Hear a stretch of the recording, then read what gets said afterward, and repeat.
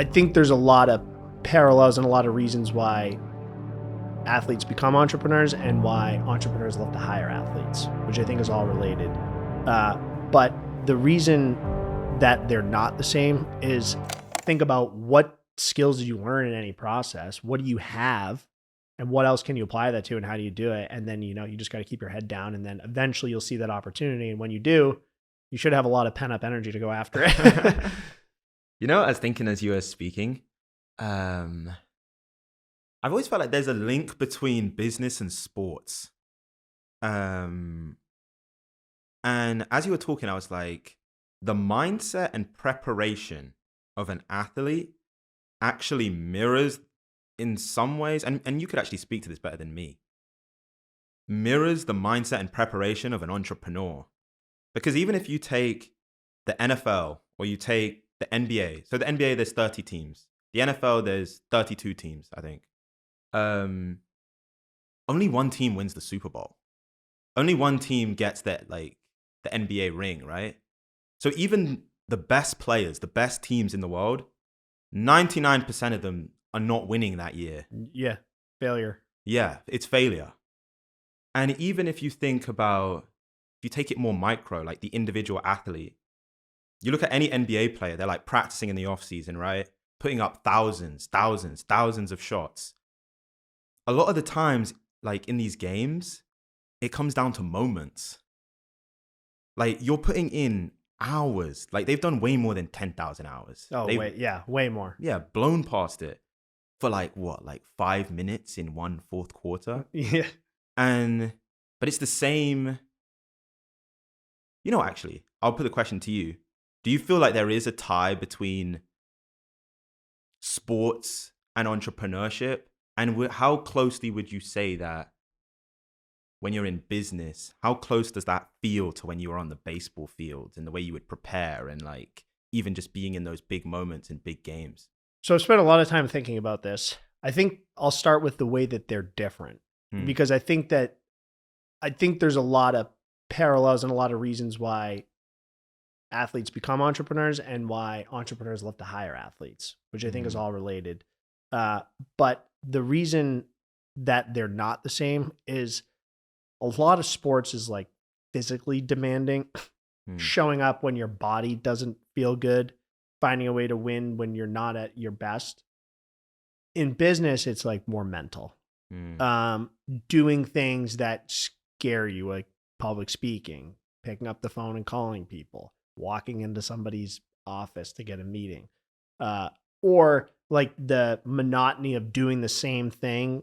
Because if you're changing your idea, I agree with you, what you said earlier, you're going to pivot and things are going to change. But if you don't have the same general direction for a long period of time, you get no compounding, you get no ability to get better. So you need to be able to like really do the same type of stuff every day for long periods of time with minimal feedback, but minimal positive feedback. So I think that's how sports and business is different. The way they're the same, I think the number one way is dealing with failure. Like big people only like to pay attention to big moments, right? Because they're on Instagram, they're on Twitter, they're on LinkedIn. Someone got hired, they got promoted. No one's paying attention to like the 450 days of work where like nothing exciting happens leading up to that. So I think you need to be able to deal with like just things not going your way every single day, and then just putting in time for a long time without exciting things happening. Like both sports and business, 99% of the time are very boring. Right? It's just like, it's even like life. It's like you have these moments you think back to, like your wedding day, but it's like you dated for 5 years before that. Yeah. So there's all these little things where it's like the big moments get all the attention, but the gains are made in the small moments. That's where I think sports and business are really similar. And you develop that mindset from a young age. If you're an elite athlete, like I'm not expecting anything great to happen today, and if you can train your mind to not expect great things to happen every day, but still show up and do the work, that's when great things happen. So I think that for me is something that just really stands out that I take away from sports. Yeah. I'm curious, like what allows you to even think that way? Because we all do it, right? Like if you've pursued an entrepreneurial journey, you're getting like 90, 95%, maybe 99% negative feedback especially initially, like when you're starting. Yeah, definitely initially. And you keep showing up. There's that quote, right? Like, the definition of insanity is to do the same thing over and over. Yeah. Like, are entrepreneurs like insane?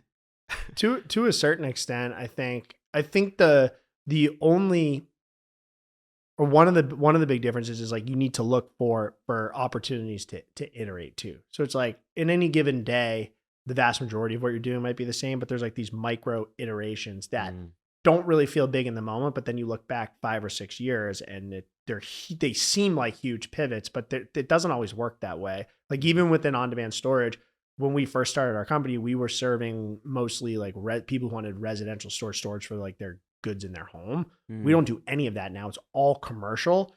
And there isn't a day where we just said, we're not servicing this type of customer anymore. It just, what we started to realize is like, where are our profits coming from? Where are the least headaches coming from? And who do we like dealing with? So then you look over a couple of years and it's like, oh, our entire roster is commercial. All our marketing is commercial. All our verbiage on our website is commercial.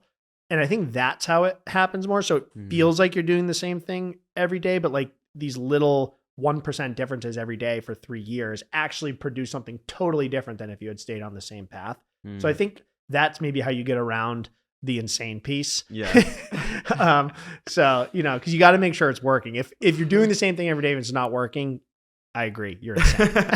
You are actually You're insane. And you got to switch that up.